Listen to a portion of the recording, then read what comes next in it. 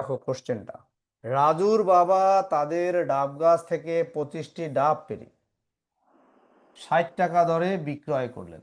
মানে উনি একটা কাজ করছেন, এখানে ডাব পারছেন, ডাব পেড়ে বিক্রি করছেন। Yes, আচ্ছা, sir. প্রাপ্ত টাকার অর্ধেক গরুর খাবার কেনার জন্য ব্যয় করলেন। মানে অর্ধেক টাকা কি করছে, গরুর খাবার কিনছে। অবশিষ্ট টাকা থেকে 150 টাকার সবজি কিনে আনলেন। এখন তার কাছে আর কত টাকা থাকলো? এখানে কয়টা ঘটনা ঘটছে বলো তো? তিনটা। স্যার এখানে তিনটা তিনটি। ঘটনা, তিনটি ঘটনা। প্রথম ঘটনা Yes, হইলো ডাব বিক্রি করছে, ডাব যে পাড়াইছে ওইটা কোনো ঘটনা না, ঠিক আছে? উনি যে ডাব পাড়াইছে গাছ থেকে ওইটা কোনো ঘটনা না। উনি না। ডাব বিক্রি করছে ওইটা একটা ঘটনা, গরুর খাবার কিনছে এইটা একটা ঘটনা, আর হইলো সবজি কিনছে এইটা সবজি একটা। কিনেছে। ঠিক আছে। সবজি কিনেছে একটা ঘটনা। হ্যাঁ। আচ্ছা, এখন তিনটা ঘটনা আমরা আলাদা আলাদা ভাবে একটু চিন্তা করি। আচ্ছা বলো, অঙ্কটা কেমনে করব? এই যে ডাব বিক্রি করে যে টাকাটা পাইলো, বাক্য লিখি। ওই টাকাটা ওনার কাছে, টাকাটা আসছে ওনার পকেটে, ওই টাকাটা ঢুকছে, বাট বের হয়ে গেছে দুইবার। টাকা ঢুকছে একবার, বের হয়ে গেছে কয়বার? দুইবার। দুইবার। একবার হইলো গরুর খাবার কেনার সময় কিছু টাকা বের হয়ে গেছে, আর হইলো সবজি কেনার সময় কিছু টাকা বের হয়ে গেছে। তো আমরা কি করব, গরুর খাবার এবং সবজির ওখানে যে টাকাটা বের হয়ে গেল ওইগুলো আগে যোগ করব, ওই টাকাগুলো কি করব, যোগ করব। যোগ করব। যোগ করে তার ডাব কিনে যে টাকাটা পাইছে ওইটা থেকে আমরা এটা বিয়োগ করব। আমি কি বুঝাইতে পারছি জিনিসটা? Yes sir.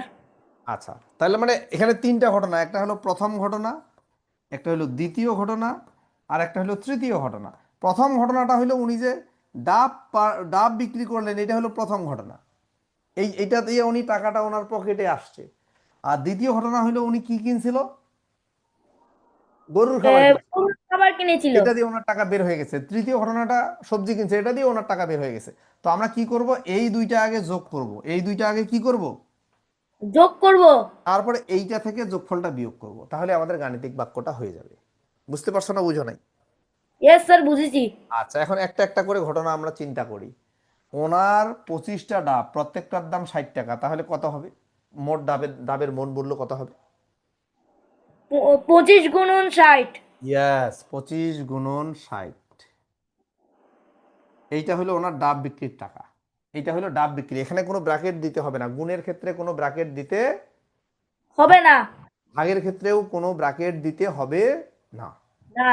খেয়াল রাখো সবাই, সবাইকে বলছি, আমি এর আগে দিছিলাম, এখন দিবা না আর। মানে প্রথম অবস্থায় বোঝানোর জন্য যে হ্যাঁ এটা একটা কাজ, এটা একটা ব্র্যাকেট দিচ্ছি, এটা আরেকটা কাজ, এখানে ব্র্যাকেট দিচ্ছি। গুণ এবং ভাগের ক্ষেত্রে আমরা কোনো ব্র্যাকেট দিব না। Okay fine. এইটা হলো কি বলতো, ডাবের ডাবের টাকা। ডাবের টাকা। হ্যাঁ, এই যে আমি লিখে দিই ডাবের টাকা, এটা হলো ডাবের টাকা। এটা কি ডাবের টাকা, তোমাকে বোঝানোর জন্য আমি এখানে লিখতেছি ডাবের টাকা। আচ্ছা, এখন এখন কি করছে উনি, ওই যে গরুর খাবার কিনছে। গরুর খাবার কত Yes, টাকা দিয়ে কিনছে? অর্ধেক টাকা। এই ডাবের টাকা যত তার অর্ধেক। অর্ধেক কেমনে বাড়ি করে? স্যার 2 দিয়ে ভাগ করা মনে হয়। আচ্ছা, তাহলে ডাবের টাকাটা যে আছে, দেখো এই যে ডাবের টাকাটা যে আছে, এইটাকে 2 দিয়ে ভাগ। বুঝছো না বুঝো নাই? বুঝছি স্যার। এইটা হলো ডাবের টাকাটাকে 2 দিয়ে ভাগ করলাম। আচ্ছা, এইটা হলো কি কিনছে, আহ, ও গরুর গরুর খাবার। খাবার কিনেছে। এটা হলো গরুর খাবার, এটা হলো কি, গরুর খাবার। গরুর খাবার। এখানেও কোনো ব্র্যাকেট দেওয়ার দরকার নাই, কিন্তু ব্র্যাকেট তুমি যদি এই জায়গায় দাও কোনো সমস্যা নাই, কিন্তু না দিলেও এখানে কোনো সমস্যা নেই। বলছি গুণ আর ভাগের ক্ষেত্রে কোনো ব্র্যাকেট দিতে হবে না। আচ্ছা গেল। তারপরে উনি কি কিনছে, আরেকটা আরেকটা 3 নম্বর ঘটনা কি ছিল? তিনি 150 টাকায় সবজি কিনেছিল। এই 150 টাকা দিয়ে সবজি কিনছিল। ঠিক আছে, ইয়েস স্যার। সবজি কিনছিল। এটা হলো সবজির টাকা। এটা কিসের টাকা? সবজির টাকা। সবজির টাকা। এখন তাহলে এটা হলো প্রথম ঘটনা, এইটা ডাব বিক্রি করে এই টাকাটা উনি পাইছে। তারপরে স্যার। এটা হলো গরু খাবার সময়, গরুর খাবার কেনার জন্য এই টাকাটা উনি ব্যয় করছে। ইয়েস সবজি স্যার। কেনার জন্য এটা ব্যয় করছে। আমি কি বলেছি, এইটা আর এইটা যোগ করতে হবে, করে এইটা থেকে বিয়োগ করতে হবে। তাহলে এই দুইটা আমরা যোগ করি, এই দুইটা যোগ করি, আর ইয়েস এইটা স্যার। থেকে বিয়োগ করি। কিন্তু এখন এখানে যেহেতু যোগ আছে, তাহলে আমাকে এখানে একটা ব্র্যাকেট দিতে হবে। বুঝতে পারছো ইয়েস স্যার। না, বুঝো নাই? তাহলে এইগুলাতে আমাদের গুণ ভাগ গুলাতে কোনো ব্র্যাকেট দেওয়ার দরকার নেই, কিন্তু এখানে যোগ আছে যেহেতু, এই কাজটা কিন্তু আমাদের আগে করতে হবে। এই যোগের কাজটা কি করতে হবে, আগে আগে করতে হবে। করতে হবে। তাই এখানে আমাকে ব্র্যাকেট দিতে হবে, এখানে ব্র্যাকেট না দিলে কিন্তু হবে না, বুঝতে পারছো?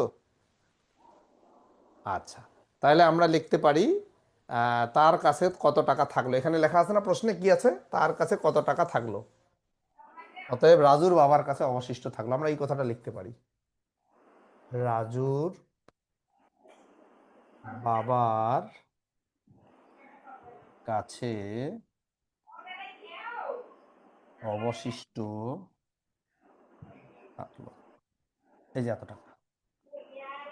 সরি, এই নিচের গুলো আমি মুছে দিচ্ছি তো এগুলো বোঝানোর জন্য। তুমি কি এই লাইনটা বুঝতে পারছো?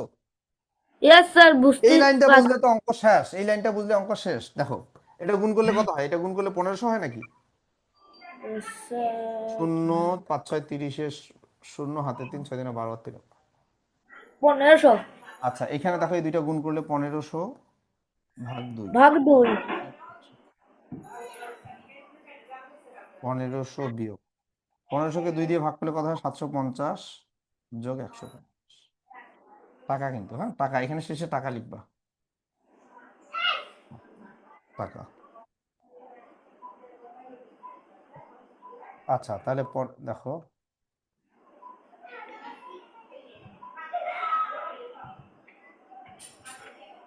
1500 বিয়োগ এই দুইটা যোগ করলে কত হয়, 0 0, 900।